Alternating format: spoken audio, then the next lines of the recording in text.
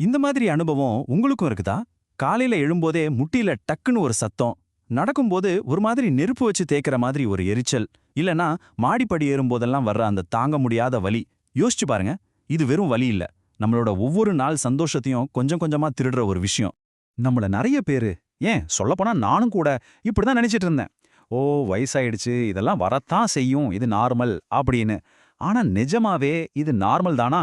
வலி வந்தா உடனே ஏதோ ஒரு ஜெல் தடவுறோம், இன்ஜெக்ஷன் போடுறோம். ஆனா இதெல்லாம் தற்காலிகமான தீர்வுகள் தான்.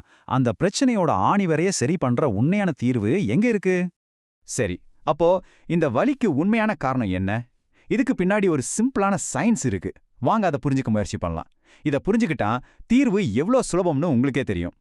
நம்ம மூட்டுகளுக்கு நடுவுல கார்டிலேஜ், அதாவது குருத்தெலும்புன்னு ஒரு சாஃப்டான டிஷ்யூ இருக்கு. இது ஒரு பைக்ல இருக்கிற ஷாக் அப்சார்பர் மாதிரி வச்சுக்கோங்களேன். வயசாக ஆக இந்த குஷன் மெல்ல மெல்ல தேய ஆரம்பிக்குது.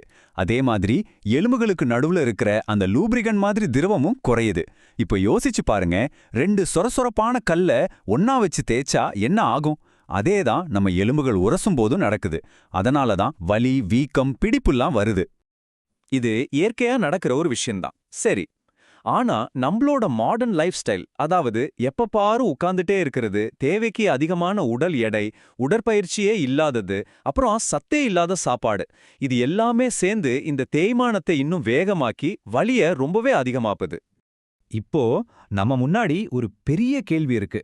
இந்த வலிய வெளியிலிருந்து ஏதோ மருந்து தடவி மேலோட்டமா சரி பண்றதா, இல்ல உடம்புக்குள்ள இருந்தே இதோட மூலக்காரணத்தையே சரி செய்ய முடியுமா? இதுக்கான பதில் ரொம்பவே ஆச்சரியமான ஒரு இடத்துல நம்ம எல்லாருடைய வீட்லயும் இருக்கு. ஆமாங்க, நீங்க நம்புனாலும் நம்பாட்டியும் இந்த பல வருஷ பிரச்சனைக்கான ஒரு சக்தி வாய்ந்த தீர்வு நம்ம கிச்சன்ல நம்ம கண்ணு முன்னாடி தான் இருக்கு. என்னடா இது, மருந்தை விட சக்தின்னு சொல்றானேன்னு யோசிக்கிறீங்களா? நான் உடனடி ரிலீஃப் பத்தி பேசல. ஆனா நீண்ட கால அடிப்படையில லாங் டேர்ம்ல பார்த்தா நோயோட வேறையே சரி செய்யறதுல இது உண்மையிலே ரொம்ப பவர்ஃபுல். அந்த ஒரு வித நம்ம வாழ்க்கையே மாத்தக்கூடிய சக்தி கொண்டது. அது வேற ஒண்ணுமே இல்லைங்க. நம்ம எல்லாருக்கும் தெரிஞ்ச நம்ம அஞ்சரை பெட்டியில இருக்கிற வெந்தயம் தான். நம்ம சும்மா தாளிக்கிறதுக்கு பயன்படுத்துறோமே, அதே வெந்தயம் தான். இது வெறும் மசாலா பொருள் மட்டும் இல்ல. இது மூட்டு வலிக்கு காரணமான அந்த உள் அழற்சியை உள்ளிருந்தே சரி செய்யக்கூடிய ஒரு சக்தி வாய்ந்த உணவு. உண்மையே சொல்லணும்னா எனக்கே ரொம்ப ஆச்சரியமா இருந்துச்சு, இந்த சின்ன கடுகு சைஸ் விதைக்குள்ள இவ்ளோ பெரிய விஷயம் இருக்கான்னு. சரி வாங்க, இந்த குட்டி விதை எப்படி இவ்ளோ பெரிய வேலையை செய்யுதுன்னு நாம ஒன்னா சேர்ந்து பார்க்கலாம். வெந்தயம் வேலை செய்யற விதத்தை நாம ஒரு 4 முக்கியமான பாயிண்டா பிரிச்சுக்கலாம். 1, வலிக்கு முக்கிய காரணமான அழற்சியை குறைக்குது. 2, நம்மளோட கார்டிலேஜ ஒரு கவசம் மாதிரி பாதுகாக்குது. 3, உடல் எடையை கண்ட்ரோல் பண்ண உதவுது. 4, நம்ம எலும்புகளையே பலப்படுத்துது. வாங்க, இதுல ஒவ்வொன்னையும் கொஞ்சம் டீட்டெயிலா பார்க்கலாம். இதுல முதல் பாயிண்ட் தான் ரொம்ப ரொம்ப முக்கியம். நம்ம மூட்டுகளுக்குள்ள சைலண்ட் இன்ஃப்ளமேஷன், அதாவது வெளியே தெரியாத ஒரு உள் அழற்சி நடந்துட்டே இருக்கும். இதுதான் எல்லா வலிக்கும் மூல காரணம். வெந்தயத்துல இருக்கிற சில நேச்சுரல் காம்பவுண்ட்ஸ் நேரா போய் இந்த அழற்சியை தான் டார்கெட் பண்ணுது. இதனால வலி, வீக்கம் ரெண்டுமே படிப்படியா குறைய ஆரம்பிக்குது. சரி, 2வது பாயிண்ட் என்னன்னா கார்டிலேஜ் பாதுகாப்பு. வயசானா கார்டிலேஜ் தேய்றத நம்மால முழுசா நிறுத்த முடியாது, அது உண்மைதான். ஆனா அதோட வேகத்துக்கு ஒரு பிரேக் போட முடியும். வெந்தயத்துல இருக்கிற டயோஸ்ஜின்னு ஒரு காம்பவுண்ட் இந்த கார்டிலேஜ் தேய்ற வேகத்தை நல்லாவே குறைக்குது. இதனால மூட்டு வலி வர்றது தள்ளி போகும், இருக்கிற வலியும் குறையும். இப்போ நான் சொல்ல போற விஷயம் கொஞ்சம் ஷாக்கிங்கா இருக்கலாம். நம்ம உடம்பு எடை வெறும் 5 கிலோ கூடனா கூட நம்ம முழங்கால் மேல விழுகிற அழுத்தம் எவ்வளவு தெரியுமா? கிட்டத்தட்ட 20ல இருந்து 25 கிலோ. நம்ப முடியுதா? வெந்தயத்துல இருக்கிற அதிகப்படியான நார்ச்சத்து நம்ம பசிய குறைச்சு உடல் எடையை ஆரோக்கியமா கண்ட்ரோல வைக்க உதவுது. இது மறைமுகமா மூட்டு வலியை குறைக்கிற ஒரு பெரிய உதவி இல்லையா? அண்ட் ஃபைனலா 4வது பாயிண்ட், எலும்போட பலம். வெந்தயத்துல கால்சியம், மெக்னீசியம் மாதிரி முக்கியமான மினரல்ஸ் இயற்கையாவே இருக்கு. இது நம்ம எலும்புகளோட அடர்த்திய, அதாவது போன் டென்சிட்டியை இம்ப்ரூவ் பண்ணுது. சிம்பிளா சொல்லணும்னா இது வெறும் பெயின் கில்லர் மாதிரி வேலை செய்யல, நம்ம மூட்டோட ஃபவுண்டேஷனையே ஸ்ட்ராங் ஆக்குது. சரி, வெந்தயத்தோட நன்மைகள் எல்லாம் சூப்பர். ஆனா அதோட முழு பலனையும் நம்ம அடையணும்னா அதை எப்படி சரியா பயன்படுத்தணும்னு தெரிஞ்சுக்கணும் இல்லையா? அதுதான் ரொம்ப ரொம்ப முக்கியம். நான் உங்களுக்கு ஒரு 3 சிம்பிளான மெத்தட் சொல்றேன். இதுல உங்களுக்கு எது செட் ஆகுதோ அதை ட்ரை பண்ணி பாருங்க.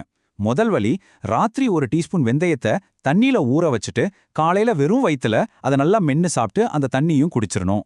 இல்லனா வெந்தயத்தை பொடி பண்ணி வச்சுக்கிட்டு ஒரு 1/2 டீஸ்பூன் எடுத்து வெதுவெதுப்பான தண்ணியில கலந்து குடிக்கலாம். மோர்ல கலந்து குடிக்கிறதும் ஒரு நல்ல ஐடியா தான். ஆனா இங்க ஒரு ரொம்ப ரொம்ப முக்கியமான கண்டிஷன் இருக்கு. அதுதான் கன்சிஸ்டன்சி. அதாவது விடாம தொடர்ந்து செய்யறது. இது ஏதோ மேஜிக் கிடையாது, இது சயின்ஸ். அதனால கொஞ்சம் பொறுமையா இருக்கணும். ஒரு நாள் 2 நாள் செஞ்சுட்டு எந்த மாற்றமும் தெரியலன்னு விட்டுடக்கூடாது. குறைஞ்சது 30லிருந்து 60 நாட்கள் தொடர்ந்து செஞ்சா மட்டும்தான் அதோட உண்மையான பலனை நீங்க உணர ஆரம்பிப்பீங்க. பல வருஷமா மூட்டு வலியால கஷ்டப்பட்ட ஒரு 65 வயசு பாட்டி இந்த முறைய தொடர்ந்து செஞ்சாங்க. 3 மாசம் கழிச்சு அவங்க சொன்ன ஒரு விஷயம், தம்பி, மருந்தே இல்லாம வெறும் இந்த சின்ன வெந்தயத்துல இவ்ளோ மாற்றம் வரும்னு நான் கனவுல கூட நினைக்கலப்பான்னு சொன்னாங்க. இதுதாங்க இயற்கையோட பவர். சரி, நாம இப்போ ஒரு முக்கியமான கட்டத்துக்கு வந்திருக்கோம். இதுவரைக்கும் நம்ம பார்த்த எல்லா விஷயங்களையும் வச்சு ஒரு தெளிவான முடிவுக்கு வரலாம் வாங்க. இதுதான் உண்மையான வித்தியாசம். வலி மாத்திரைகள் வலிய, அதாவது சிம்டம்ஸை மட்டும் தற்காலிகமா மறைக்கும். ஆனா வெந்தயம் மாதிரியான விஷயங்கள் அந்த பிரச்சனையோட ஆணி வேரையே, அந்த உள் அழற்சியே சரி செய்யுது. அதனால மாற்றம் தெரிய கொஞ்சம் லேட் ஆனாலும் கிடைக்கிற தீர்வு ரொம்ப நாளைக்கு நிக்கும். அப்போ இந்த முழு உரையாடல்ல இருந்தும் நாம ஞாபகம் வச்சுக்க வேண்டிய 4 முக்கியமான விஷயங்கள். 1, மூட்டு வலியே நாம அப்படியே ஏத்துக்கிட்டு வாழ வேண்டிய அவசியம் இல்ல. 2, இதுக்கு மூல காரணம் அழற்சியும் காட்லேஜ் தேய்மானமும் தான். 3, வெந்தயம் மாதிரி ஒரு சிம்பிளான விதை இந்த மூல காரணத்தையே சரி செய்யுது. கடைசியா ரொம்ப முக்கியமா, உடனடி தீர்வை தேடுறதை விட தொடர்ந்து பயன்படுத்துறது தான் ஜெயிக்க வைக்கும். ஒரு நிமிஷம் யோசிச்சு பாருங்க. இன்னைக்கு நீங்க எடுக்க போற இந்த ஒரு சின்ன முடிவு நாளைக்கு நீங்க நடக்கிற விதத்தையே மாத்துச்சுன்னா எப்படி இருக்கும்? அந்த வலியே இல்லாத ஒரு வாழ்க்கையை நோக்கி அந்த முதல் அடியை இன்னைக்கே எடுத்து வைக்கலாமே.